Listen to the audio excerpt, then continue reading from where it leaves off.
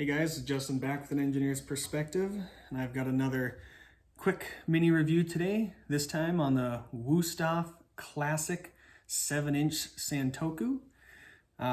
This here is a fully forged German knife made in Solingen, Germany in Wustof's factory. You can see it's got the full tang, that triple riveted handle that they're famous for. It's also got this particular one's got the Grantins on it, which help a tiny bit with food release and slicing through certain things. Some specifications. So the length on it is 170 millimeters or 7 inches. The height at the heel is 45.3 millimeters. The spine thickness at the back is 2.5 millimeters. That does taper down constantly all the way to the tippy tip, which is nice and thin. Weight on this guy is 181 grams or 6.4 ounces. Handle, as I mentioned, is this triple riveted design. The material on it is the kind of palm material, plastic, that Wustof's been using forever. On the classic knives, and I don't know if this will come through, they kind of do this sanded finish on them that makes it almost look like wood in passing by. It's an interesting finish. I like it because it adds some texture and grip. So I actually really do appreciate that. They don't do that on like the Icons, for example. Balance on this guy is going to be right around that bolster to handle transition. That's going to be right there. One thing I do want to mention on this handle is it's a little bit short for my hand personally. I didn't measure it, but you can kind of see that it's plenty of room if I'm choked up on the blade like lots of people like to do there. So plenty of room that way. But if I slide back and try to do an on bolster grip, which generally I'll do when I start cutting through heavy material.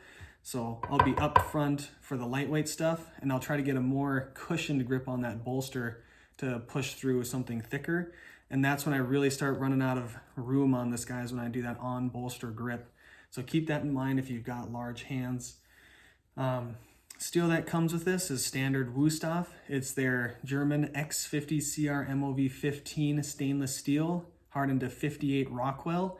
I always like to mention that all of the German knives, your Henkels, Messermeisters, Victorinox, Mercers, they all use that same steel, but Wusthof, from my experience, does do just a little bit better job with it.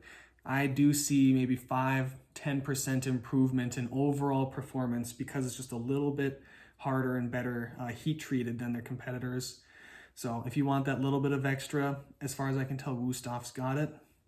The edge that comes on this is their Asian edge that they put on it, meaning that it's going to be a little bit thinner than what they normally do.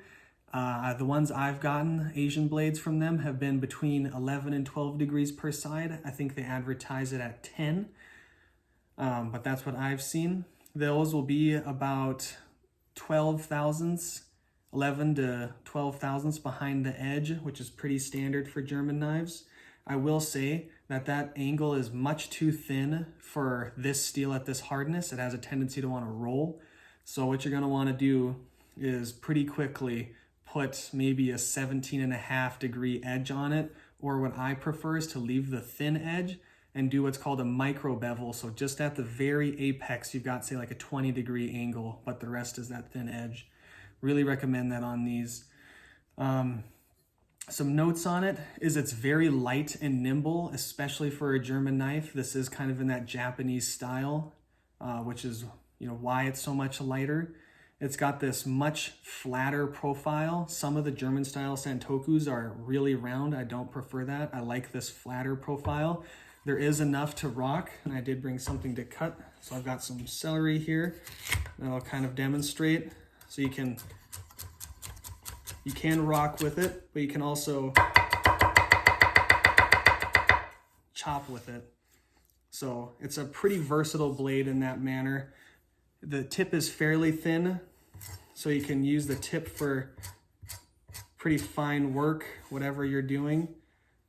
So overall, it's a really great profile, very versatile for whatever you're trying to do.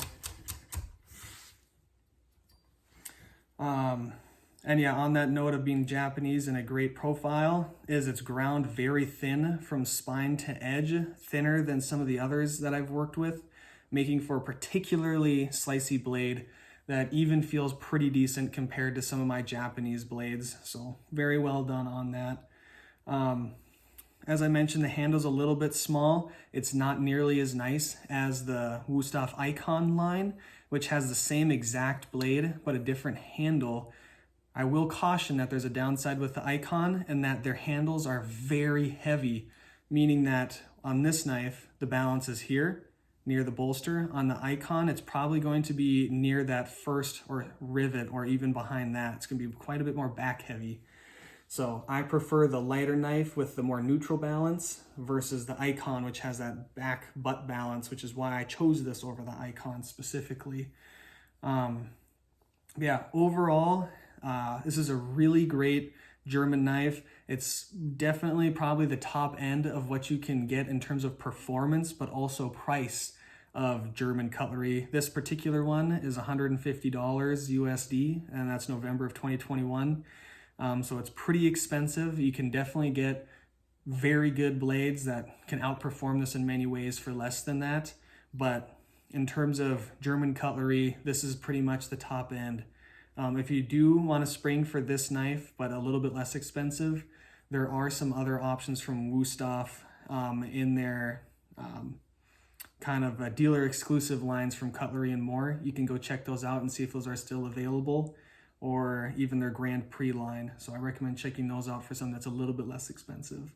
But overall, very high performance blade, very much so a pleasure to use in the kitchen. Really enjoy it. So that's all I've got for you guys today. Have a good one. Bye.